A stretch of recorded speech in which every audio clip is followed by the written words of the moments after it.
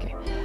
Akhir-akhir ini ada banyak sekali pertanyaan mengenai mengapa Injil dituliskan di dalam bahasa Yunani padahal Yesus kan bukan orang Yunani. Honestly, it's a very simple question to be answered, dan pada kesempatan kali ini kita akan menjawab hal tersebut.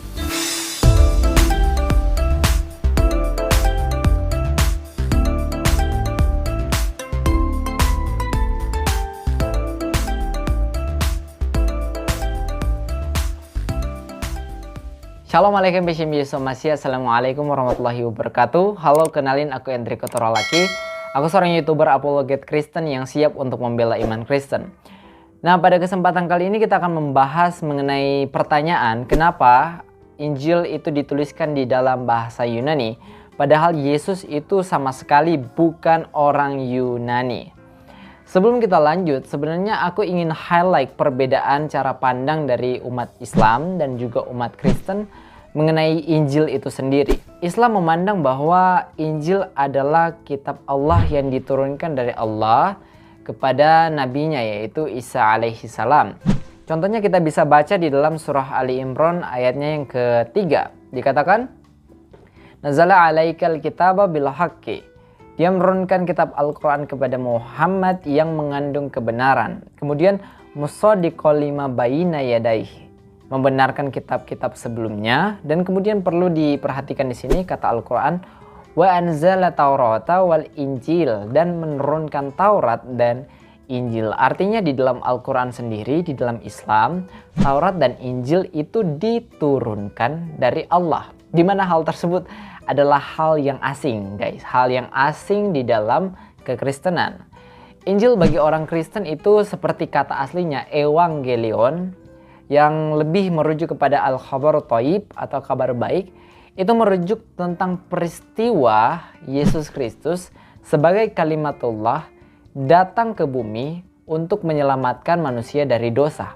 Itulah arti dari al-khabar thayyib atau kabar baik dari Injil, Evangelion. Itulah perbedaan antara kita. Kalau yang satu di Islam memahami bahwa Injil adalah kitab Allah yang diturunkan kepada Isa, sedangkan di dalam kekristenan Injil merupakan tulisan atau biografi mengenai Isa Al-Masih itu sendiri yang datang dari surga ke bumi untuk menyelamatkan kita. Itulah kabar baiknya. Nah, berbicara mengenai Injil, kita akan membedah kata Injil ini dari etimologinya, dari sudut pandang bahasanya. Kata Injil jelas bukan kata Ibrani, bukan kata Yunani, bukan juga bahasa Indonesia.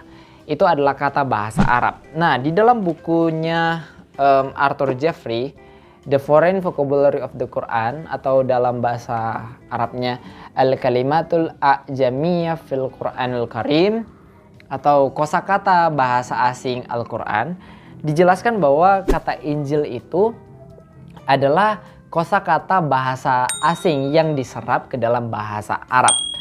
Meskipun banyak sekali orang-orang di dalam Islam maupun di luar Islam yang mencoba untuk merekonstruksi bahwa Injil merupakan kosakata asli bahasa Arab. Contohnya, mereka menggunakan bentuk if'il dari fi'il najala menjadi Injil, di mana hal tersebut jelas ditentang oleh beberapa ahli.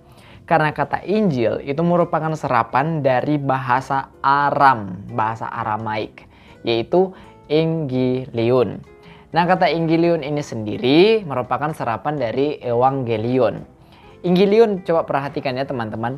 Biasanya kalau bahasa Arab ingin menyerap kosakata asing, contohnya apalagi dalam bahasa Ibrani atau Aram, biasanya huruf Gimel atau huruf G-nya itu berubah menjadi J.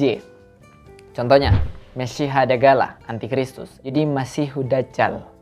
Kemudian ada Gabriel yang berubah menjadi G-nya berubah menjadi J, Jibril. Nah, sama halnya dengan Engilion berubah menjadi Injil di dalam bahasa Arab. Nah, kata Injil ini berarti apa? Berarti kabar baik. Seperti kosakata aslinya, Evangelion, kabar baik. Dan makna aslinya adalah kabar baik tentang Yesus Kristus yang menjadi manusia, diam di antara kita untuk keselamatan kita. Nah, sekarang masuk kepada pertanyaannya. Kenapa Injil harus dituliskan di dalam bahasa Yunani. Seperti yang aku bilang tadi ya, bahwa Injil itu bukan kitab yang turun dari langit, tapi kitab yang dituliskan oleh Rasulul Masih atau Rasul-Rasul Kristus. Nah, Matius, Markus, Lukas, Yohanes ini menuliskan kitab mereka di dalam apa? Di dalam bahasa Yunani. Tapi sekali lagi, kenapa bahasa Yunani? Bahasa Yunani pada saat itu teman-teman menduduki bahasa lingua franca atau bahasa internasional pada saat itu. Kalau sekarang kan bahasa Inggris.